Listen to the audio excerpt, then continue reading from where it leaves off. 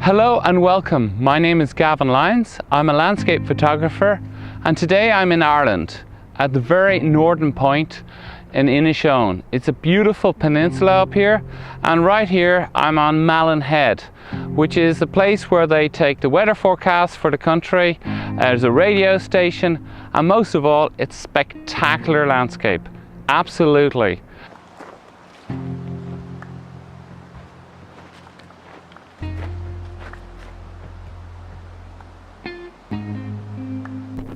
Number 1. Clothing. On my landscape journeys in Ireland and Austria, I always go out prepared with waterproof and breathable jacket, layered clothes to keep myself warm. You want to be warm throughout the day.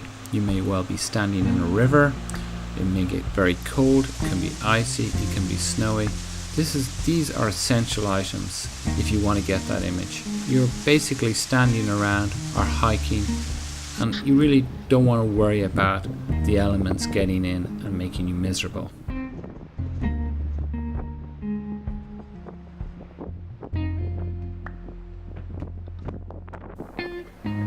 Number 2. A flask. A flask is an item I always carry with me if I'm going to spend all day photographing in the landscape.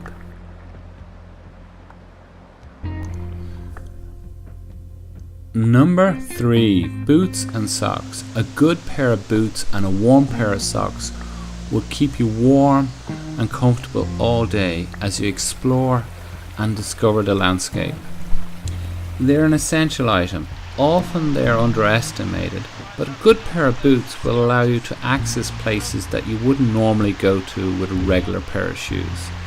They allow you not to worry about a bit of mud or some water. It allows you to climb a bit or to go off the beaten track to get that image that you are looking for.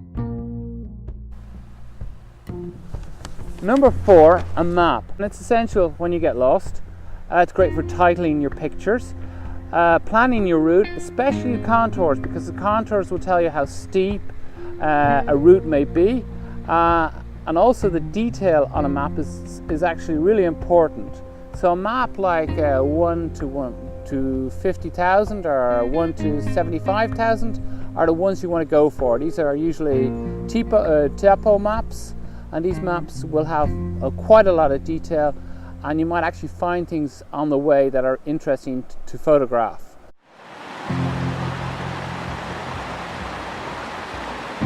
I like to take this metal tripod that I have here, which is a Manfrotto.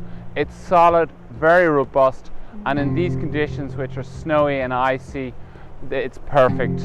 I do have a carbon fiber tripod, which is also, I use this for hiking because it's light and it goes onto the back of the rucksack here, this rucksack that I'm using. But in conditions like today, the metal one is the one I use. Why? Because I can bring this right into a river, take my shots, or I also use this when I go to Ireland when I'm photographing in the sea, because it's very stable, the legs are long, and it will kind of absorb all the vibrations. So either a metal or a carbon tripod is an essential item for landscape photography.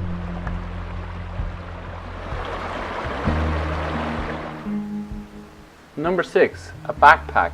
A backpack is something you must have, and essentially pick a backpack that can actually carry your tripod comfortably. I use a light backpack because if I'm going to be out all day, I don't want to carry a heavy weight. Many other photographers carry all their lenses. I like to carry just a pair of lenses. Number 7, a cable release. I use a cable release such as this one. It's very simple. I use it on my Fuji GFX camera, on the X-T2 Fuji camera. But what the advantage of a cable release gives you is it allows you not to touch the camera when it's sitting on a tripod, because you want absolutely pin sharp images in the landscape. And this plugs into the side of your camera, you push the button and you take your shot. It's not an expensive item, but it's an essential item. Number 8, a headlamp. I take a headlamp with me. I usually have it on the top of my rucksack because you never know how late you're going to be out in the landscape, especially if you're taking sunset shots and you've walked a couple of hours and you need to get back to your accommodation or your car. So a headlamp is something that many photographers forget, but it's an essential thing. It's small, it's light, and it should really always be in the back of your rucksack.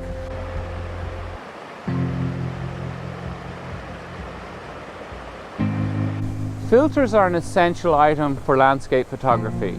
There are basically three sets of filters. You've got your polarizer filter, your neutral density filter, and your graduated filter. Your polarizer filter is the one that you should always have with you. This allows you to control how dark the skies are. It also allows you to control reflection on water, whether, for example, you want clouds on the water or you want to remove a reflection from water. So a polarizer can be used for many things. I would definitely recommend one of these. Now, the second type of filter is a neutral density filter. This basically lengthens your exposure. So for example, if your camera says 1/50th of a second and you're photographing water, you need a little bit longer, like half a second, 1 second or 2 seconds. You'd use a set of neutral density filters.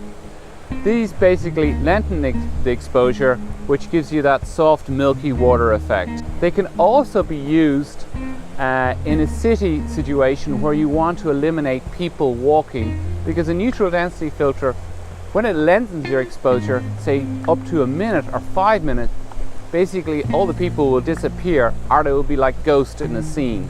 So neutral density filters are quite useful. They're not a must-have, but definitely if you're a landscape photographer, they're essential for water.